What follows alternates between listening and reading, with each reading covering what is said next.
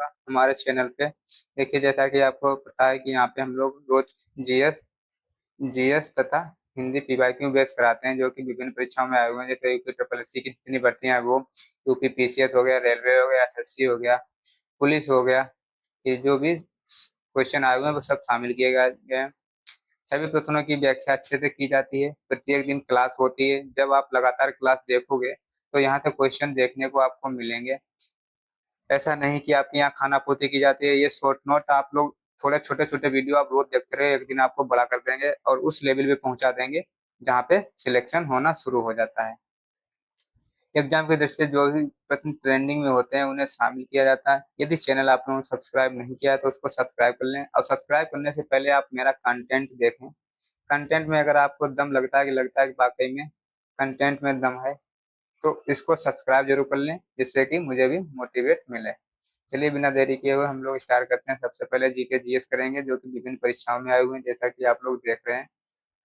शुरू करते हैं हम लोग। क्वेश्चन नंबर पहला प्रश्न है, पहला, निम्नलिखित में से अंगूर की खेती को क्या कहते हैं? सेरीकल्चर कहते हैं, पिसीकल्चर कहते हैं, या बर्मी कल्चर कहते हैं, या विटीकल्चर कहते हैं? बताइए, अंगूर की खेती को हम लोग क्या कहते हैं? बताइए। अंगूर की खेती को कहते हैं विटीकल्चर। अच्छा, बर्मी कल्चर किसे कहते हैं? बर्मी कल्चर आप लोग बताइए। केंचुआ की खेती जो होती है, केंचुआ की खेती को बर्मी कल्चर कहते हैं। ठीक, अब केंचुआ को किसान मित्र के नाम से भी जानते हैं। ठीक, आप लोग ये भी याद रखिएगा, किसान मित्र इसको ही कहते हैं। पीसी कल्चर किसे कहते हैं? पीसी कल्चर किसे कहते हैं? पीसी कल्चर मछली उत्पादन को कहते हैं। मछली उत्पादन, मछली उत्पादन हो गया पीसी कल्चर आपका। ठीक, सेरीकल्चर क्या हो गया? सेरीकल्चर हो गया रेशम उत्पादन। रेशम उत्पादन को सेरीकल्चर कहते हैं। ठीक, रेशम उत्पादन को आप लोग सेरीकल्चर कहते हैं, और मछली उत्पादन को पिसीकल्चर कहते हैं। ठीक, अब मछली उत्पादन नीली क्रांति से संबंधित है, आप लोग ये भी याद रखिएगा। इसके साथ आप मुझे एक चीज बताइए, एंटमोलॉजी किसे कहते हैं? एंटमोलॉजी, एक सेकेंड, एंटमोलॉजी किसे कहते हैं?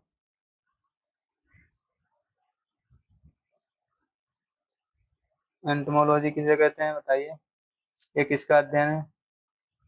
ये कीटों का अध्ययन है। कीटों के अध्ययन को एंटमोलॉजी कहते हैं। और आप लोग बताइए मुझे, एक तो हो गया फाइकोलॉजी,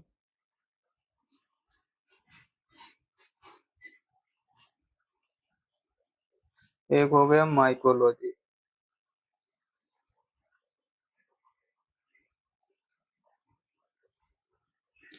इन दोनों किसको कहते हैं? किसके अध्ययन को कहते हैं बताइए। फाइकोलॉजी हो गया, बताइए। फाइकोलॉजी और माइकोलॉजी किसे कहते हैं? देखिए, फाइकोलॉजी कहते हैं शैवाल के अध्ययन को, और माइकोलॉजी किसे कहते हैं? कवक के अध्ययन को। शैवाल को एल्गी भी कहते हैं और कवक को फंजाई कहते हैं। ठीक, इंग्लिश में। और इन दोनों को, कवक और शैवाल जब दोनों एक में मिल जाते हैं, इनको तब क्या बनते हैं? तब क्या बनता है? कवक और शैवाल जब बनता है तो इस ये लाइकेन बनता है। और लाइकेन किस लिए काम में आता है? वायु प्रदूषण की जांच के लिए लाइकेन काम आता है। वायु प्रदूषण की जांच लाइकेन से की जाती है। ठीक, चलिए आगे बढ़ते हैं हम लोग। देखिए, क्लास अच्छी है तो आप लोग सब्सक्राइब जरूर करिएगा। थायमिन किस विटामिन की कमी को कहते हैं? थायमिन, थायमिन किससे होता है? किस विटामिन की कमी से होता है बताइए। या थायमिन किस विटामिन को कहते हैं? देखिए,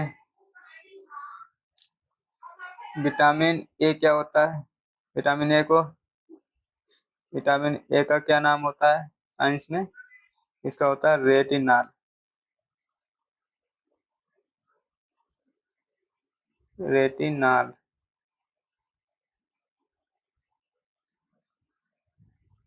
इसका होता है रेटिनॉल। विटामिन बी 1 क्या होता है? ये होता है थायमीन। थायमीन विटामिन बी 1 का साइंटिफिक नाम है। विटामिन सी का क्या नाम है? Ascorbic acid. एस्कॉर्बिक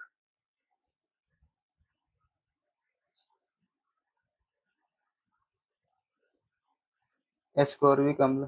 ठीक। विटामिन डी का क्या नाम है? विटामिन डी का क्या नाम है? कैल्सीफेरॉल।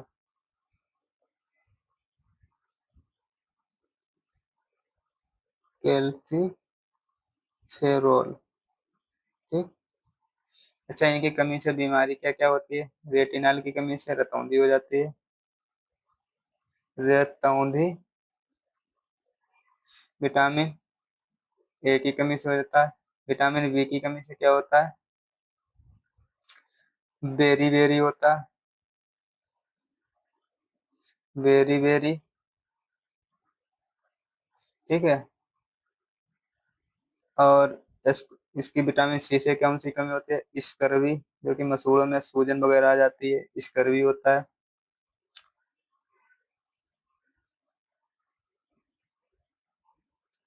और कैल्सीफेरॉल की किस कमी से होता है? इसमें कौन सी बीमारी? तो रिकेट्स हो जाती है, हड्डियां कमजोर हो जाती हैं, रिकेट्स। ये रिकेट्स हो गया। ठीक। अब आप लोग मुझे बताइए, विटामिन ई को क्या कहते हैं? और विटामिन के को क्या कहते हैं? विटामिन बी 12 को क्या कहते हैं? ठीक। Vitamin B 12। ठीक। विटामिन बी 12 किसे कहते हैं? इनका बताइए आप, नाम बताइए। विटामिन ई किसे कहते हैं? टोकोफेरोल को। टोको टोकोफेरोल को टोकोफेरोल टोकोफेरोल इसको कहते हैं। ठीक। विटामिन के किसे कहते हैं? विटामिन के को फिलोक्विनोन कहते हैं। फिलोक्विनोन विटामिन के को कहते हैं। ठीक। अब विटामिन बी 12 किसे कहते हैं? इसको कहते हैं साइनो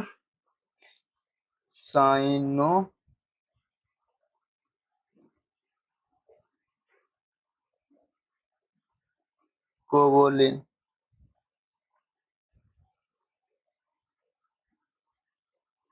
साइनोकोवोलिन इसे कहते हैं। इसमें धातु कौन सी मिलती है? कोबाल्ट। इसमें कोबाल्ट धातु मिलती है। टोकोफेरोल की कमी से कौन सा रोग होता है? आप लोग बताइए, टोकोफेरोल की कमी से कौन सा रोग होता है? बांझपन। इसमें कमी से बांझपन होता है। बांझपन। ठीक है। और विटामिन के की कमी से कौन सा होता है? एनीमिया। एनीमिया रोग विटामिन के की कमी से होता है। ठीक। अच्छा, जल में घुलनशील विटामिन कौन कौन से हैं? जल में घुलनशील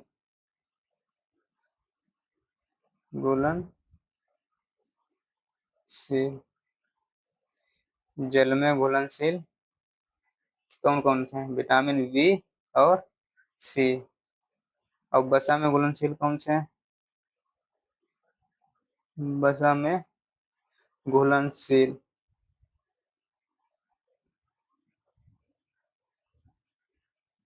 जो भी बची हैं वो सभी ए, डी, ई, के, ये सभी वसा में घुलनशील हैं। चलिए आगे बढ़ते हैं हम लोग। निम्नलिखित में से वर्नाकुलर प्रेस एक्ट किसके शासनकाल में तथा कब पारित हुआ? ठीक, वर्नाकुलर प्रेस एक्ट। देखिए 1757 में क्या हुआ, 1757 में प्लासी युद्ध हुआ। प्लासी युद्ध किसके शासनकाल में हुआ है, क्लाइव के। ठीक, 1764 में क्या हुआ, बक्सर का युद्ध हुआ। बक्सर का युद्ध हुआ। 1765 में क्या हुआ, 1765 में इलाहाबाद की संधि हुई। इलाहाबाद संधि सभी क्वेश्चन पूछे गए हैं। इसमें किसके शासनकाल में, इसमें भी क्लाइव ही था। इलाहाबाद की संधि में भी क्लाइव था। 1773 में क्या हुआ, रेगुलेटिंग एक्ट आया था। रेगुलेटिंग एक्ट, इसमें क्या हुआ था, बंगाल का गवर्नर गवर्नर जनरल कहने लगा था। रेगुलेटिंग एक्ट से बंगाल का गवर्नर जो था, गवर्नर जनरल कहने लगा था। चलिए लिख ही देता हूँ, बंगाल का गवर्नर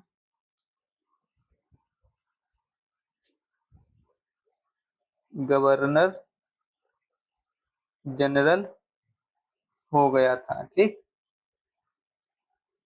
और ये गवर्नर जनरल कौन हुआ था, बंगाल का गवर्नर जनरल वारेन हेस्टिंग्स हुआ था। पहला गवर्नर जनरल कौन हुआ था, वारेन हेस्टिंग्स। Warren Hastings. चलिए आगे इसको लिख देंगे। ठीक है, वारेन हेस्टिंग्स हुआ था।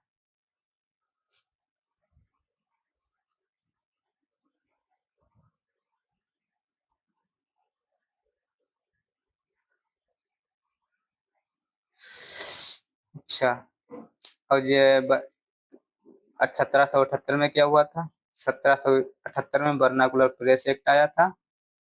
और किसके शासन के काल में आया था, लिटन के।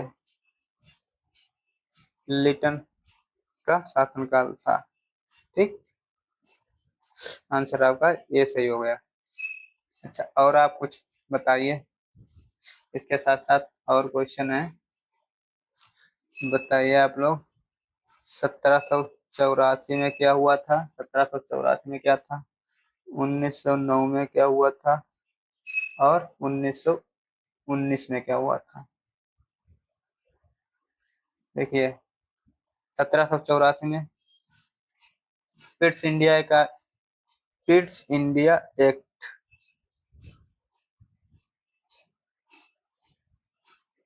पिट्स इंडिया एक्ट आया था। और 1909 में मार्लोमेंटो एक्ट आया था।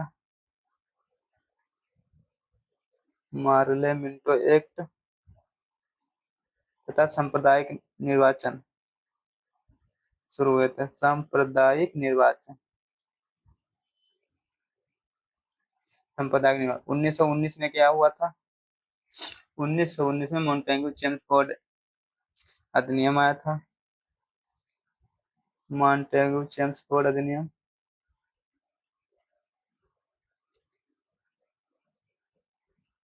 मॉन्टेग्यू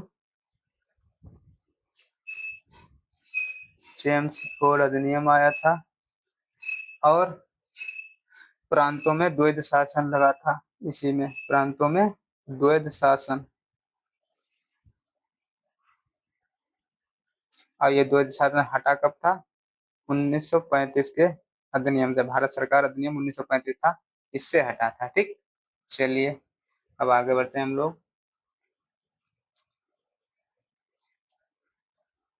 प्रश्न जो है, आत्म सभा की स्थापना कब और किसने की थी। आत्म सभा की स्थापना कब और किसने की थी। देखिए आत्म सभा की स्थापना 1815 में हुई थी। ठीक, किसने की थी, राजा राम मोहन राय ने।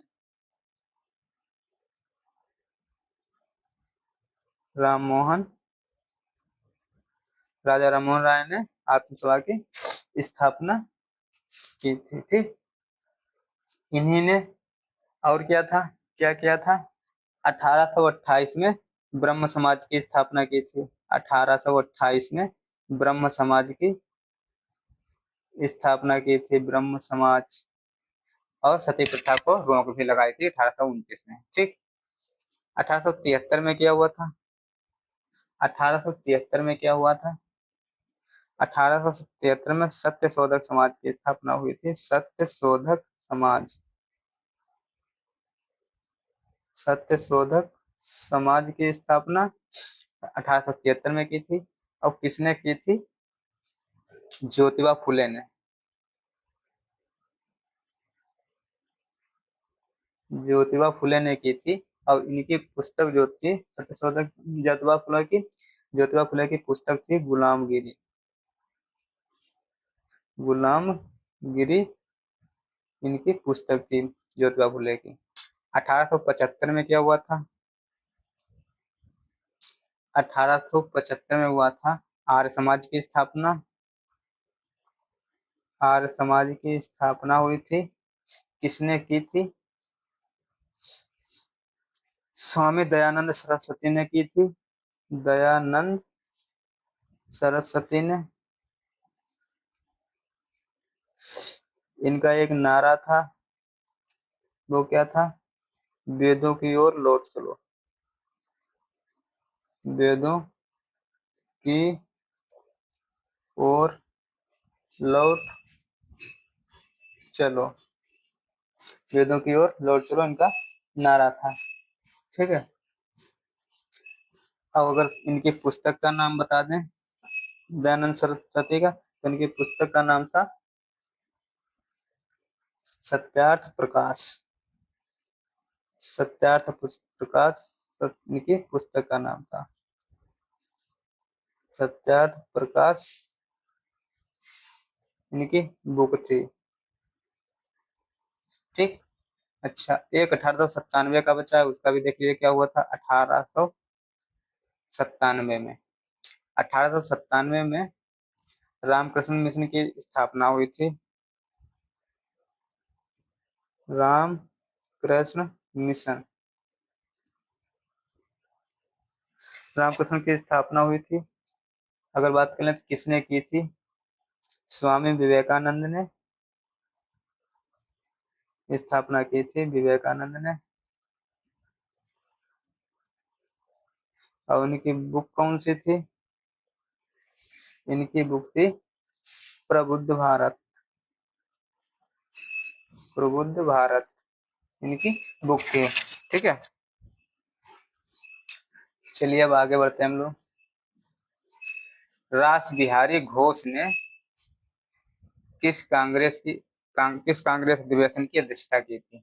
ठीक, किस कांग्रेस अधिवेशन की अध्यक्षता की थी? कौन से नंबर का था? कब हुआ था? जो बताइए। देखिए 1907 में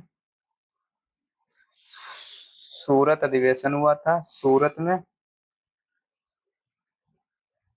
और रास बिहारी घोष ने इसकी अध्यक्षता की थी। ठीक। और इसमें नरम दल और गरम दल अलग हो गए थे।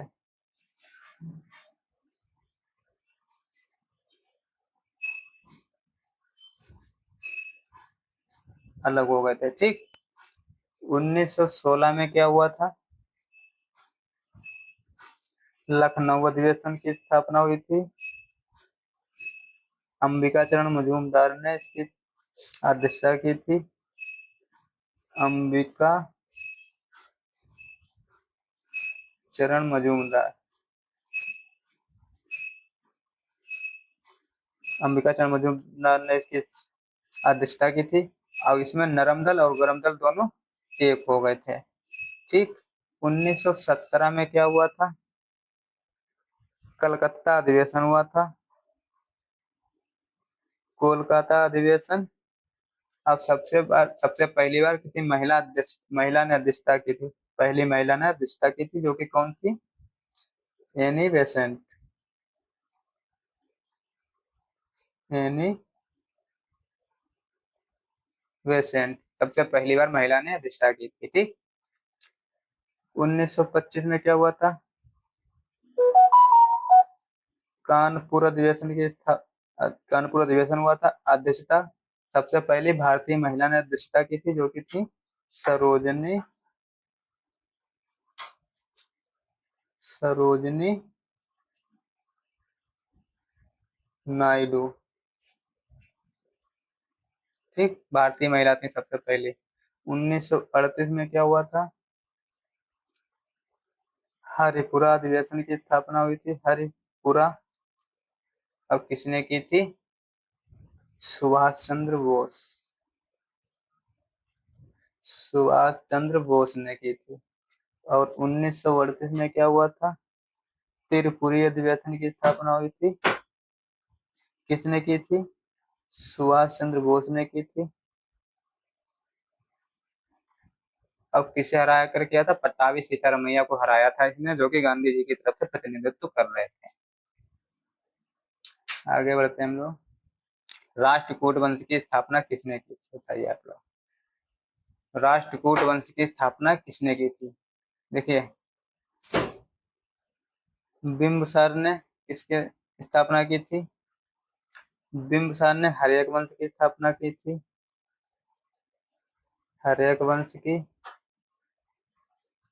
दंतेदुर्ग ने राष्ट्रकूट वंश की स्थापना की थी, जो कि सही है। सिंह विष्णु ने पल्लव वंश की स्थापना की थी। पल्लव वंश की। और सिमुक ने सातवाहन वंश की स्थापना की थी। सिमुक ने सातवाहन वंश की स्थापना की थी। अच्छा, आप लोग बताइए, विजयालय ने किस वंश की स्थापना की थी?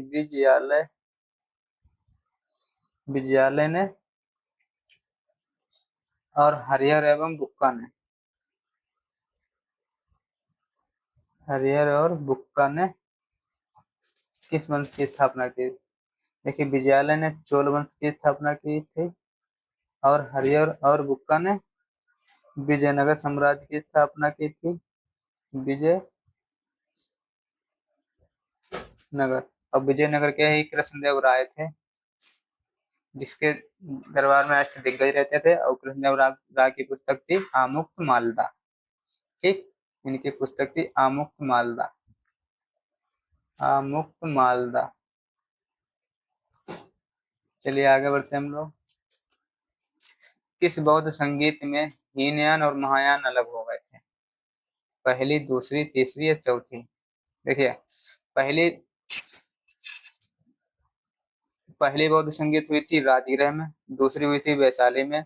तीसरी हुई थी पाटलिपुत्र में। और चौथी हुई थी कुंडलवन में। पहली के अजात शत्रु थे। अजात शत्रु के शासनकाल में हुई थी। दूसरी कालाशोक के शासनकाल में हुई थी। और तीसरी तीसरी हुई थी अशोक के शासनकाल में। और चौथी हुई थी कनिष्क के शासनकाल में। अजात शत्रु हर्यक वंश का था। कालाशोक शिशुनाग वंश का था। और अशोक मौर्य वंश का। और कनिष्क कुषाण वंश का था। ठीक है। और इसकी अध्यक्षता की थी पहले की महाकश्यप ने इसकी अध्यक्षता की थी। दूसरी और दूसरे की सवाकामी ने अध्यक्षता की थी। सवाकामी ने। तीसरी मोंगली पुत्र तिस ने की थी अध्यक्षता। और चौथी वसुमित्र ने की थी। वसुमित्र ने। और जिसके उपाध्यक्ष अश्वघोष थे। ठीक। और हीना और महानान चौथी बौद्ध संगीत में हो गए। देखिए, टाइम वीडियो लंबा हो जाएगा, इसलिए अब हम शॉर्ट में बता रहे हैं। बाकी लोग वीडियो भी ज्यादा पसंद नहीं करते हैं। जब पसंद करने लगेंगे तो उसको और विस्तार से बताएंगे। चलिए अब बात करते हैं हिंदी की। देखिए, प्रश्न है, भारतीय आत्मा किस कवि को उपनाम है? ये पिछले साल का यूपी पेट का आया हुआ है। हिंदी जितनी है वो सब यूपी पेट में आई हुई है। लास्ट ईयर का वही क्वेश्चन है यहाँ पे। ठीक। देखिए, किस भारतीय आत्मा को भारतीय आत्मा किसको कहते हैं? माखनलाल चतुर्वेदी को। माखनलाल चतुर्वेदी को भारतीय आत्मा कहते हैं। अगर इनकी बात कर लें कि इनकी पुस्तक का कोई एक नाम बता दीजिए। पुस्तक इनकी हिम तरंगिणी तरंगिणी हिमतरंगिणी इनकी पुस्तक है, और एक युगचारण इनकी पुस्तक है। भारतेंदु हरिश्चंद्र की कोई पुस्तक बताइए। एक भारत दुर्दशा है, भारत दुर्दशा, और अंधेर नगरी। ठीक। विद्यापति ठाकुर की, विद्यापति ठाकुर की एक कीर्तिमान है, कीर्तिमान, और एक कीर्तिलता। ठीक। अच्छा, जयशंकर प्रसाद की बताइए। कामायनी, जयशंकर प्रसाद की बहुत महत्वपूर्ण है, जो कि बराबर पूछी जाती है। आंसू, लहर, झरना। ठीक है, चलिए आगे बढ़ते हैं। चांदी का जूता मारना मुहावरे का सही अर्थ है, बताइए। बहुत पीटना, आनंद मनाना, परवाह ना करना, रिश्वत देना। चांदी का जूता मारना रिश्वत देना, यानी कि भैया रिश्वत दे दो, चांदी का जूता मार लो। निम्नलिखित में से कौन सा श्रुति समभिन्नार्थक का सही जोड़ा नहीं है, बताइए। देखिए, प्रवाल का मतलब होता है मूंगा, और प्रवर का होता है कपड़ा। तो ये मूंगा और कपड़ा तो सही है, बस इसमें पाई सही कर लीजिए, मूंगा। होती का होता है हवन, कहते हैं आहुति दे दो, आहुति या होती हवन। और हूत, हूत का मतलब होता है बुलावा, तो ये भी बिल्कुल सही है। ठीक। स्वपच मतलब होता है चांडाल, और स्वपच मतलब होता है स्वयं भोजन बनाने वाला।